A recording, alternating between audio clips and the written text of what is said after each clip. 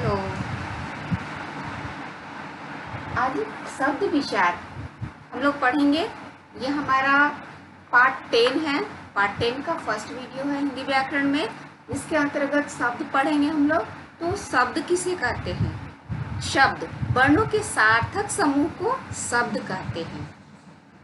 वर्ण या ध्वनियों के सार्थक समूह को शब्द कहते हैं। जैसे आम, फूल। तो फ, उ, ल, अ ये फूल हो गया।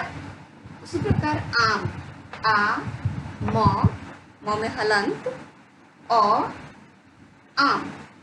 यहाँ पे सार्थक समूह, यहाँ जो वर्ण है ये सारे सार्थक होंगे तभी यह क्या बनेगा? शब्द बनेगा। शब्द तो सार्थक नहीं होगा तो भी बनेगा, लेकिन उसका कोई अर्थ नहीं निकलेगा। तो जब तक ये सार्थक नहीं होगा इसका कोई मतलब रह नहीं जाएगा। जैसे मान लीजिए इसको लफू करेंगे तो लफू क्या होता है? कोई शब्द होता नहीं है। इसलिए ये सार्थक होना चाहिए। और शब्दों के भेद 4 आधार पर किए जाते हैं।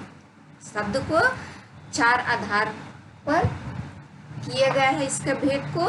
और इनका भेद का जो वर्गीकरण है, पहला है उत्पत्ति के आधार पर, दूसरा अर्थ के आधार पर, और तीसरा प्रयोग के आधार पर, चौथा है रचना के आधार पर। तो उत्पत्ति के आधार पर शब्द को अब हम लोग देखेंगे। जो पहला यहाँ पे उत्पत्ति के आधार है उसी को हम लोग डिफाइन करेंगे। तो यहाँ पे उत्पत्ति के आधार पर शब्द को 4 भागों में बांटा गया है। पहला तत्सम, तत्भव, देशज, विदेशज। तो तत्सम शब्द किसे कहते हैं? तत्सम शब्द, तत् यानी उसके, सम यानी समान, यानी उसके समान। जो संस्कृत भाषा से शब्द हिंदी भाषा में आया हुआ है, जो कहते हो उसे ही तत्सम शब्द कहते हैं।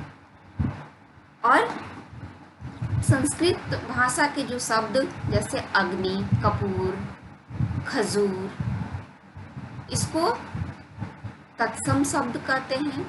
जो संस्कृत से ज्यों का त्यों, उसमें कोई बदलाव नहीं है, जैसे कि तैसे संस्कृत में आ जाता है उसे ही तत्सम शब्द कहते हैं। तत्भव, तत्भव शब्द, तद यानी उसके, भव यानी पैदा हुआ, यानी संस्कृत भाषा से पैदा हुआ। जो शब्द संस्कृत भाषा में पैदा हुआ है और उसका बिगड़ा हुआ रूप जो है हिंदी भाषा में प्रयोग होता है उसे ही तत्भव शब्द कहते हैं। जैसे अग्नि, तो अग्नि संस्कृत भाषा हो गया। और अग्नि का जो बिगड़ा हुआ रूप क्या है जो हिंदी भाषा में प्रयोग होता है वो है आग, आम्र। आम जो खाते हैं उसको संस्कृत में आम्र कहते हैं और हिंदी में आम कहते हैं। तो आम्र हो गया तत्सम और आम्र हो गया तत्सम और आम हो गया तत्भव। तीसरा नंबर है देशज। हमारे देश में जो जन्म लिया है, यानी देश यानी देश, ज माने देश में जन्मा हुआ। जो देश में जन्म लिया है भाषा, उसी का बोलचाल में जिसका हम प्रयोग करते हैं वही देशज शब्द है। जैसे डिबिया, झाड़ू, पगड़ी, धोती, फटाफट इत्यादि, ये सारी चीज़ें हमारे देश में, हमारी आम बोलचाल की भाषा में ये शब्द हम लोग इस्तेमाल करते हैं, इसलिए यह शब्द देशज हो गया। विदेशज, जो विदेशी भाषा से हमारे भाषा में शामिल हुआ है उसे ही विदेशी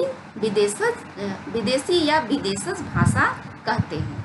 तो विदेशज भाषा में क्या हो गया? डॉक्टर, वकील, कॉलेज, चॉकलेट, डायरी, जो हमारे अपनी भाषा नहीं है वो दूसरे भाषाओं से हमने उस शब्द को लिया हुआ है, ये विदेशी भाषा है।